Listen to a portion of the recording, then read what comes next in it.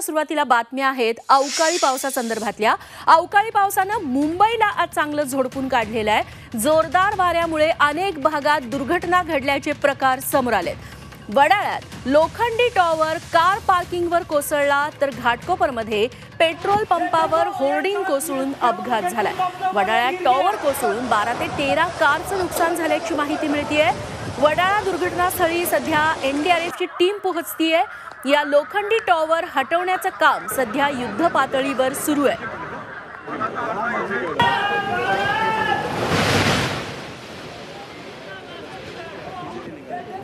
थेट जाऊयात, आमचे प्रतिनिधी कपिल राऊत सध्या घटनास्थळी आहेत।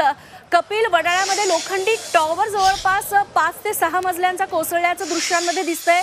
काही ठिकाणी होर्डिंग्स कोसळलेली आहेत। एकतर मुंबईतली पावसाची वादळी वाऱ्याची स्थिती काय आहे आणि कुठे कुठे अशा दुर्घटना घडल्या, जिथे घडल्यात तिथे कशा पद्धतीने युद्ध पातळीवर बचाव कार्य सुरू आहे?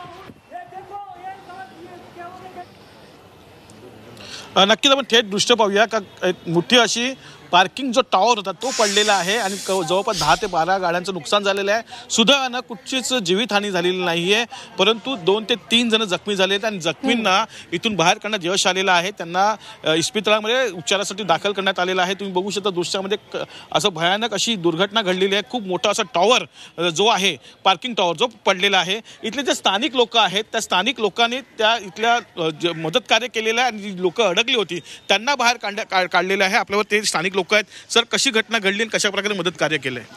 एक्चुअली ये पार्किंग के लिए बनाई गई स्लॉट थी और अचानक में बहुत तेज हवा के साथ है हिलते हिलते पूरा ज़मीन पे गिर गया और गिरने के बाद 5-6 लोग इंजर्ड भी हुए हैं, माइनर इंजर्ड हैं। उसके बाद यहाँ के हमारे लोग जो उसमें मदद किए, उसके बाद पुलिस भी बहुत अच्छी तरह से मदद की। सबका अच्छा सहयोग रहा और ऊपर वाले का आशीर्वाद है कि यहाँ पे कोई घटना बड़ी नहीं हुई, लेकिन ये जिस तरह से हुआ है ये कहीं ना कहीं बहुत दुखद और बहुत डेंजर था और बहुत बड़ा कुछ हो सकता था, लेकिन नहीं हुआ। तो मैं तो बीएमसी से यही कहूँगा कि आप इसके बारे में पूरी तरह से उचित जानकारी लेके इस पे कार्रवाई करें। कशा प्रकार काढलं बाहेर सर्वांना? यहाँ पे जो हमारे लोकल एडमिनिस्ट्रेशन जो बॉडी थी, हमारे चाहे वो पुलिस बंधु हों वड़ा लगे या बीएमसी हो या हमारे फायर ब्रिगेड के लोग, तो यहाँ के स्थानीय लोग ने काफ़ी अच्छा एक मेजोरिटी में लेके हेल्प काफ़ी अच्छा उनको बाहर निकालने का काम किया और स्थानिक लोगों का सबसे बड़ा यहाँ पे सपोर्ट रहा। वो हमें बहुत अच्छा लगा देख के, और आने वाले दिनों में इस घटना को बीएमसी संज्ञान में लेके और आने वाले दिनों की ऐसी घटनाओं को वो रोक लगाए, हम यही उनसे निवेदन करते हैं। जी लोक होती त्या लोकांनी मदत कार्य केलं होतं, त्याच्यामुळे जी जखमी लोक आहेत ती वाचलेली आहेत। जखमींना केम हॉस्पिटलमध्ये उपचारासाठी दाखल करण्यात आलेले आहेत। तुम्ही दृश्य पुन्हा बघू शकता का अशाच प्रकारच्या घटना मुंबईमध्ये काही ठिकाणी घडलेल्या आहेत। घाटकोपरला जे आहे एक जो फ्लॅग आहे तो पडलेला आहे, तिथे काही लोक जखमी झालेले आहेत। ईस्टर्न एक्सप्रेस हायवे आहे तिकडे झाडं कोळमून पडलेले आहेत। त्यानंतर जो रेल्वे ट्रॅक आहे अंबरनाथचा तिथेही झाडं पडली आहेत ओव्हरहेड वायरवरती, त्यामुळे रेल्वे लाईन जी जीवनवाहिनी आपण बोलतो ती खोळंबलेली आहे।